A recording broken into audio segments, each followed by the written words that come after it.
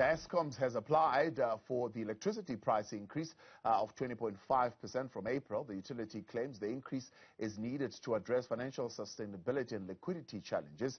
Can this price hike be avoided? Energy expert Chris Yelland joins us now to chat about this further. Chris, good to have you with us tonight. And one would say, well, I think we had until Friday to make submissions on this particular tariff hike. Is it a fact that the train has already bolted too little too late at this point?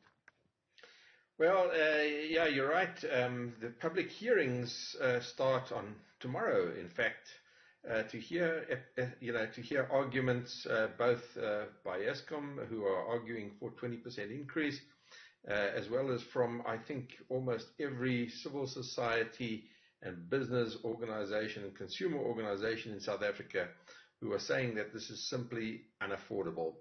So the thing is, what can be done about it? Well, I don't think for a start that Eskom is going to get what they ask for. It's never happened before that they get what they ask for. So we're likely to see the regulator significantly reduce that. But in the past, Eskom has taken a number of NERSA decisions on review in the courts and has won. So it's not simply a case that NERSA can deny Eskom price increases, for which the job of NERSA is to consider the application and to allow Eskom to recover prudently and efficiently incurred costs. And that is really what the argument is about. What are prudently and efficiently costs that the regulator can allow? Is South Africa paying more for electricity, and are these prices justified? The mayor of Cape Town calling for the public actually to support his petition, saying these hikes are unjustified. Well, of course, all users of electricity are under enormous pressure, whether it's the public or whether it's business or industry or agriculture. All of them are finding that the price of electricity is literally unaffordable. The role of the regulator, as I said earlier, is to try and decide, to what extent Eskom's application is reasonable or not. It cannot deny Eskom increases that are necessary to recover its prudently and efficiently incurred costs.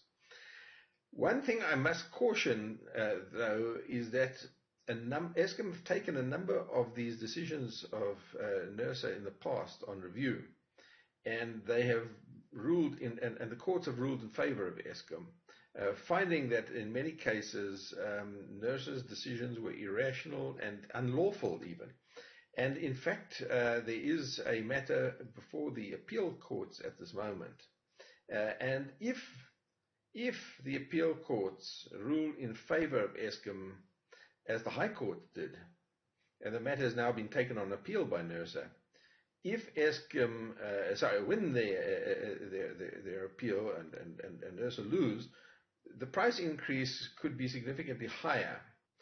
In other words, a further 10 to 15% over and above the 20%, which may not be fully granted. So let's just say they're applying for 20%, they get 10%, but then there's this court matter which could add another 10 to 15% to the price increase. So whatever happens, I believe we're in for a real price shock. Is there hope, Chris, that this just transition that they are speaking of will eventually lead to the cost or the price of electricity actually dropping and going lower? I mean, if we are to say we are moving now to cleaner energy and so on and so forth, will that in any way make it cheaper for us to access energy?